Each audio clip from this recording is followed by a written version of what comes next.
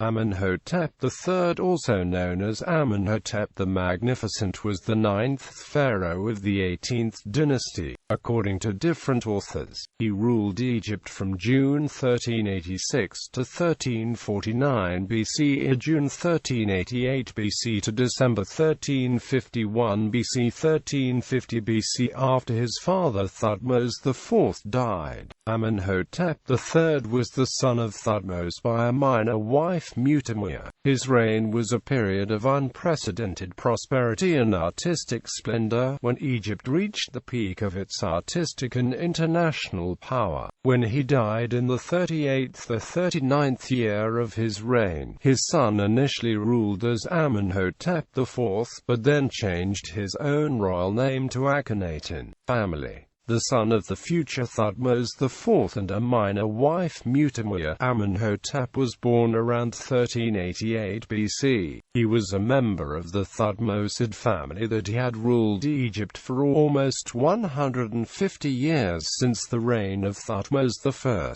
Amenhotep III was the father of two sons with his great royal wife Dea. The first son, Crown Prince Thutmose, predeceased his father, and the second son, Amenhotep IV, later known as Akhenaten, ultimately succeeded Amenhotep III to the throne. Amenhotep III also may have been the father of a third child, called Smenkhkare, who later would succeed Akhenaten and briefly ruled Egypt as pharaoh.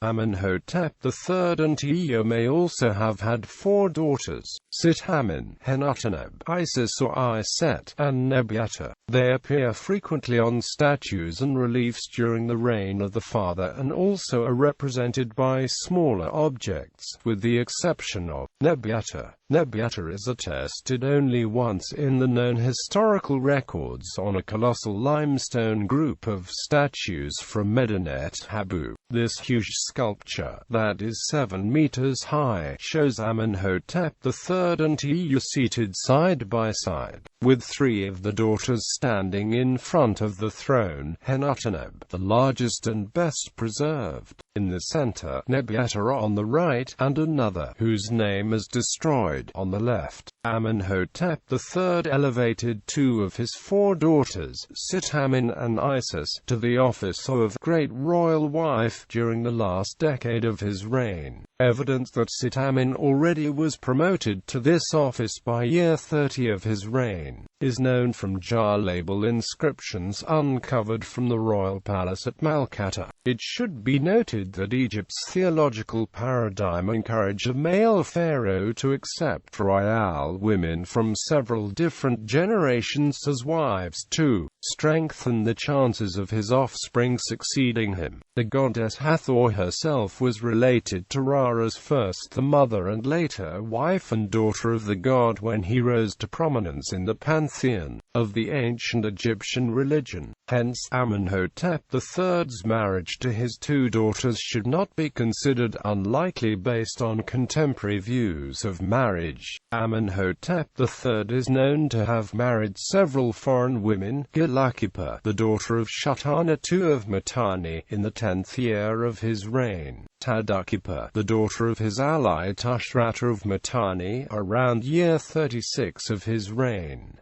a daughter of Kirigilzu, king of Babylon; a daughter of Kadashman-Enlil, king of Babylon; a daughter of Tarhundaradu, ruler of Arzawa; a daughter of the ruler of Amir. Amenhotep III has the distinction of having the most surviving statues of any Egyptian pharaoh, with over 250 of his statues having been discovered and identified. Since these statues span his entire life, they provide a series of portraits covering the entire length of his reign. Another striking characteristic of Amenhotep III's reign is the series of over 200 large commemorative stone scarabs that have been discovered over a large geographic area ranging from Syria through to Soleb in Nubia. The lengthy inscribed texts extol the accomplishments of the pharaoh. For instance, 123 of these commemorative scarabs record the large number of lions that Amenhotep III killed with his own arrows, from his first regnal year to his 10th year. Similarly, 5 other scarabs state that the foreign princess who would become a wife to him, Gilakapa, arrived in Egypt with a retinue of 317 women. She was the first of many such princesses who would enter the pharaoh's household. Another 11 scarabs record the excavation of an artificial lake he had built for his great royal wife, Queen Tiye, in his 11th regnal year. Regnal year 11 under the majesty of Amenhotep, ruler of Thebes, given life, and the great royal wife Tiye, may she live. Her father's name was Ulia, her mother's name Tulia. His Majesty commanded the making of a lake for the great royal wife Tiye, may she live, in her town of Jakaru. Its length is 3,700 and its width is 700. Celebrated the festival of opening the lake in the 3rd month of inundation, day 16. His Majesty was rowed in the royal barge Eighteenth in it. Amenhotep appears to have been crowned while still a child, perhaps between the ages of 6 and 12. It is likely that a regent acted for him if he was made pharaoh at that early age. He married Tiye 2 years later and she lived 12 years after his death. His lengthy reign was a period of unprecedented prosperity and artistic splendor, when Egypt reached the peak of her artistic and international power. Proof of this is shown by the diplomatic correspondence from the rulers of Assyria, Mitanni, Babylon, and Hatti, which is preserved in the archive of Amarna letters. These letters document frequent requests by these rulers for gold and numerous other gifts from the pharaoh. The letters cover the period from year 30 of Amenhotep III until at least the end of Akhenaten's reign. In one famous correspondence, Amarna letter each 4, Amenhotep III is quoted by the Babylonian king Kadashman-Enlil I in firmly rejecting the latter's entreaty to marry one of this pharaoh's daughters. Amenhotep III's refusal to allow one of his daughters to be married to the Babylonian monarch may indeed be connected with Egyptian traditional royal practices that could provide a claim upon the throne through marriage to a royal princess, or it could be viewed as a shrewd attempt on his part to enhance Egypt's prestige over those of her neighbors in the international world. The pharaoh's reign was relatively peaceful and uneventful. The only recorded military activity by the king is commemorated by 3 rock-carved steles from his 5th year found near Aswan and Sai in Nubia. The official account of Amenhotep III's military victory emphasizes his martial prowess with the typical hyperbole used by all pharaohs. Amenhotep III celebrated 3 jubilees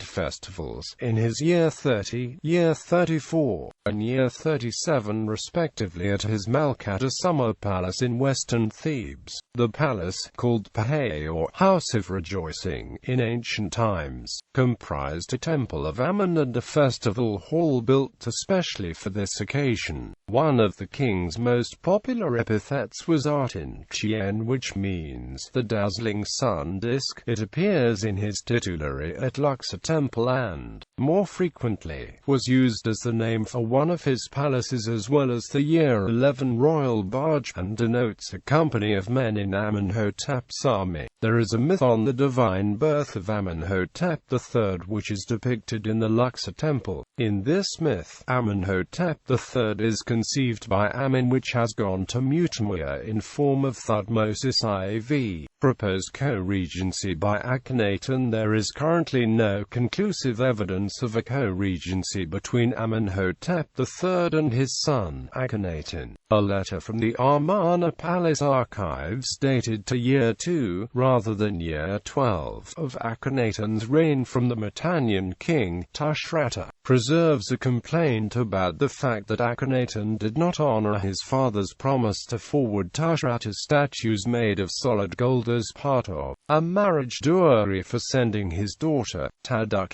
into the pharaoh's household. This correspondence implies that if any co-regency occurred between Amenhotep III and Akhenaten, it lasted no more than a year. Lawrence Berman observes in a 1998 biography of Amenhotep III that it is significant that the proponents of the co-regency theory have tended to be art historians, whereas historians have largely remained unconvinced. Recognizing that the problem admits no easy solution, the present writer has gradually come to believe that it is unnecessary to propose a co-regency to explain the production of art in the reign of Amenhotep III. Rather, the perceived problems appear to derive from the interpretation of mortuary objects. Quote, in February 2014, Egyptian Ministry for Antiquities announced what it called definitive evidence that Akhenaten shared power with his father for at least 8 years.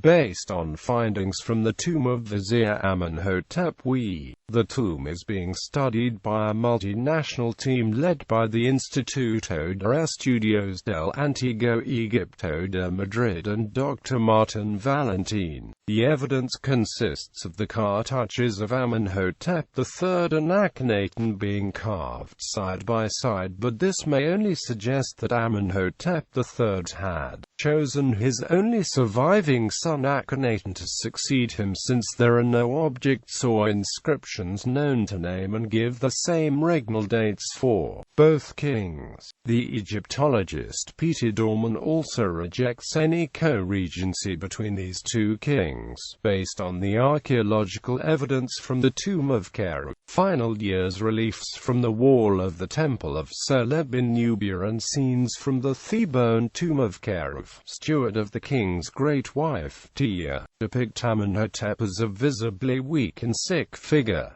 Scientists believe that in his final years he suffered from arthritis and became obese. It has generally been assumed by some scholars that Amenhotep requested and received from his father-in-law Tushratta of Mitanni a statue of Ishtar of Nineveh, a healing goddess, in order to cure him of his various ailments, which included painful abscesses in his teeth. A forensic examination of his mummy shows that he was probably in constant pain during his final years due to his worn and cavity-pitted teeth. However, more recent analysis of Amenhotep by William L. Moran, which recounts the dispatch of the statue of the goddess to Thebes, does not support this popular theory. The arrival of the statue is known to have coincided with Amenhotep III's marriage with Tadukapa, Tushratta's daughter, in the pharaoh's 36th year. Letter Each 23's arrival in Egypt is dated to regnal year 36, the 4th month of winter, day 1 of his reign. Furthermore, Tushratta never mentions in each 23 that the statue's dispatch was meant to heal Amenhotep of his maladies. Instead, Tushratta merely writes, "The likeliest explanation is that the statue was sent to Egypt to shed her blessings on the wedding of Amenhotep III and Tadukapa, as she had been sent previously for Amenhotep III and Gilukapa." As Moran writes, one explanation of the goddess' visit is that she was to heal the aged and ailing Egyptian king, but this explanation rests purely on analogy and finds no support in this letter. More likely, it seems, is a connection with the solemnities associated with the marriage of Tushratta's daughter, SF, the previous visit mentioned in lines 18f. Perhaps on the occasion of the marriage of Kalu-Heba.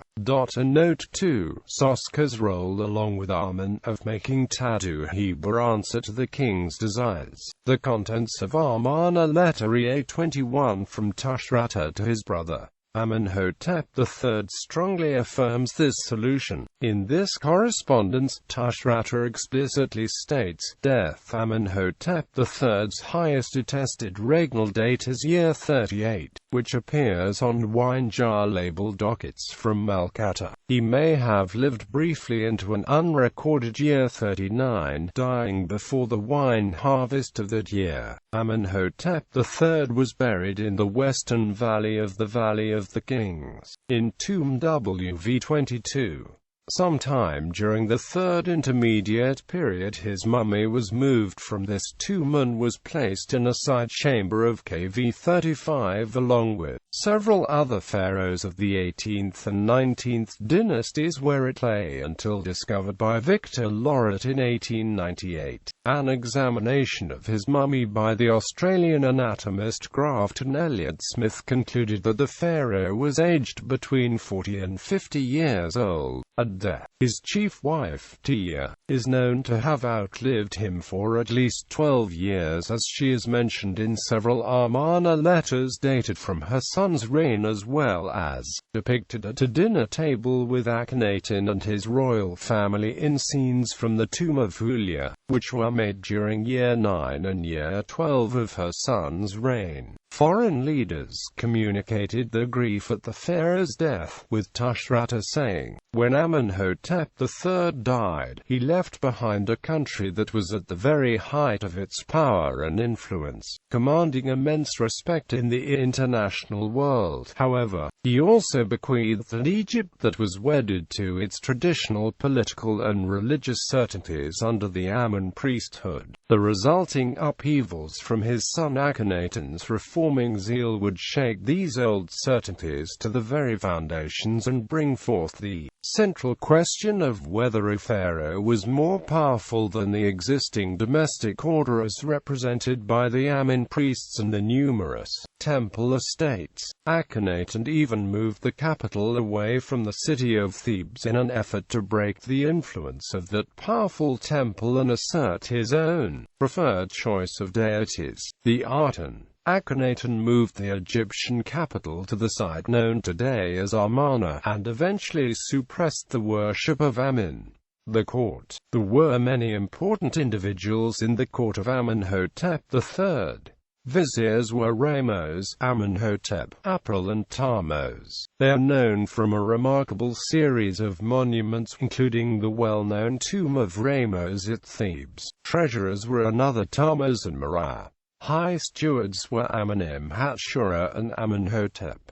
Viceroy of Kush was Meremos. He was a leading figure in the military campaigns of the king in Nubia. Perhaps the most famous official of the king was Amenhotep, son of Hapu. He never had high titles but was later worshipped as god and main architect of some of the king's temples. Priests of Amen under the king included the brother-in-law of the king Anan and Semut. Monuments. Amenhotep III built extensively at the temple of Karnak, including the Luxor temple, which consisted of 2 pylons, a colonnade behind the new temple entrance, and a new temple to the goddess Ma. Amenhotep III dismantled the 4th pylon of the temple of Amen at Karnak to construct a new pylon, the 3rd pylon, and created a new entrance to this structure, where he erected 2 rows of columns with open papyrus capital down the center of this newly formed forecourt. The forecourt between the 3rd and 4th pylons of Egypt, sometimes called an obelisk court, was also decorated with scenes of the sacred bark of the deities Amen, Mut, and Khonsu being carried in funerary boats. The king also started work on the 10th pylon at the temple of Amen there. Amenhotep III's first recorded act as king, in his years 1 and 2, was to open new limestone quarries at Tura, just south of Cairo, and at Dey al-Barsha in Middle Egypt in order to herald his great building projects. He oversaw construction of another temple Tamar at Luxor and virtually covered Nubia with numerous monuments,